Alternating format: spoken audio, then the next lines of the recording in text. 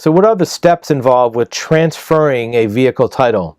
If you're transferring a title to someone else or somebody is transferring it to you, you have to start with the correct title document. You have to have that legal title document that's issued and printed with the name of the person who's in front of you or you as the seller correctly identified.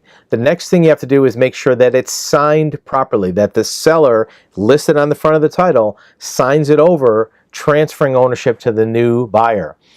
You also want to fill it in correctly. You want to fill in the name of the buyer. You want to fill in the date. Any other information before you print in that space, look very carefully to make sure that it's the correct information for that space. Here's the reason why. If you make a mistake and cross it out or white it out or change it, that title becomes void. So to transfer that title, make sure you have the right information on the right line before you fill it in, especially with dates and also mileage. Make sure if there's a space for odometer readings, you put that correctly.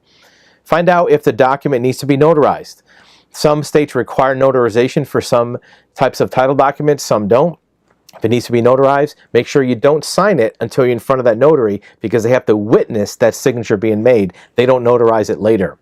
Other documents may be involved. You might also need a bill of sale. You may also need a power of attorney. You may need a mileage statement, a separate document. You may also need to pay taxes or registration fees. Make sure you understand all the processes involved with that particular title transfer. It varies by state. It also varies by the year of the vehicle.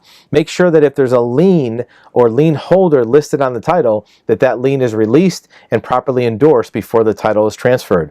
If you are the seller, be sure to file a notice that the title is transferred. What you don't want to have happen is sell a car to somebody, you sign it over, give them the title. If they don't present that title to the DMV on a normal basis, that title legally is in your name until they do. And the DMV is not going to know that you sold it until that person brings it to them. So if they let it sit in their driveway, maybe fix it up, it's still in your name, which means you have all the liability if something happens to that vehicle, parking tickets, it gets towed.